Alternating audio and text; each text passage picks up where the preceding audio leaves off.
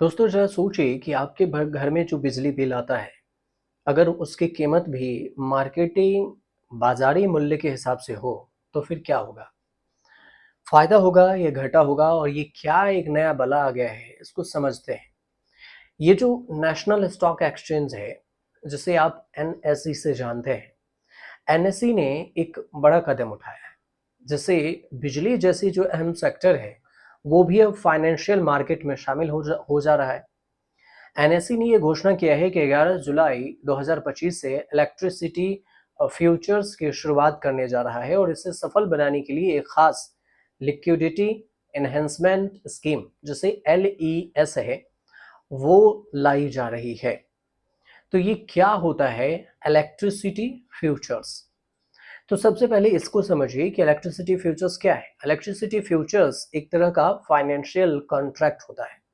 इसमें खरीदार और विक्रेता भविष्य की किसी तारीख पर बिजली की कीमत पहले से तय कर लेते हैं और इसमें असल में बिजली की डिलीवरी नहीं होती, सिर्फ कीमतों की हेजिंग ट्रेडिंग होती है। इसे हिस्सा लेने वाले लोग हो सकते हैं कि ट्रेंडिंग मेंबर्स हो, कॉरपोरेट खरीदार हो, बिजली के उत्पादक हो, ये सारी कंपनियां हो, ट्रांसमिशन कंपनियां हो, सेबी द्वारा मंजूरी प्राप्त कोई भी वित्तीय संस्था हो सकती है।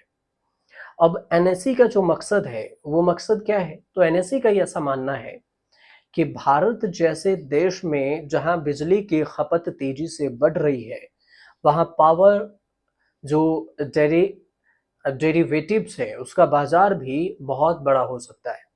यही वजह है कि मई 2025 में एनएसई को रेगुलेटर्स से बिजली फ्यूचर्स लॉन्च करने की मंजूरी मिली थी और अब इसे और भी पॉपुलर बनाने के लिए एक इंसेंटिव आधारित योजना लाई गई है, ताकि ये और भी पॉपुलर बने। अब मार्केट मेकर्स को इससे फायदा मिलेगा। जो हमने बोला था आपको कि फायदा किसको मिलेगा, तो मार्केट मेकर्स को।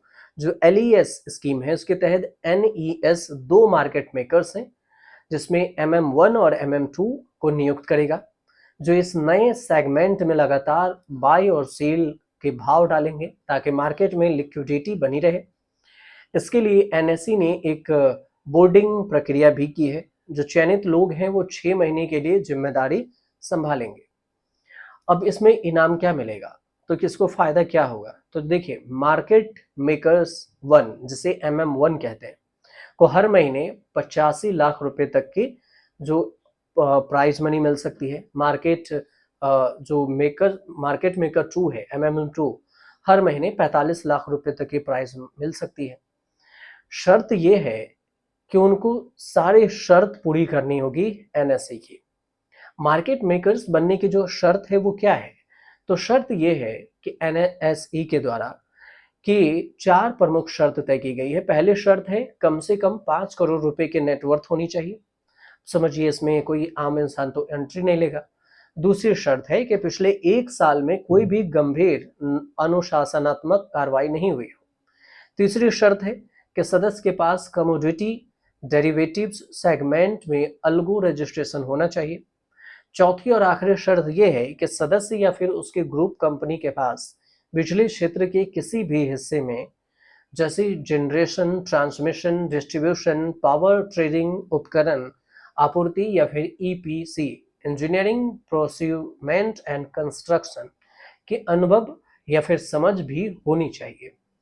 और जो रजिस्ट्रेशन की जो तारीख रखी गई है मार्केट मेकर्स की इस योजना में हिस्सा लेने के लिए, उसे 2 जुलाई 2025 तक एनएसई में रजिस्ट्रेशन करवा सकते हैं। तो फिर इसे बदलेगा क्या इस स्कीम से?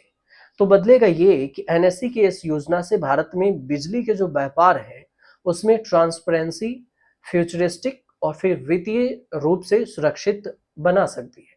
इससे बिजली के उत्पादक जो हैं, खरीदार हैं, दोनों कीमतों को बेहतर तरीके से मैनेज कर पाएंगे, अचानक आने वाले दामों के उतार चढ़ाव से बच सकेंगे।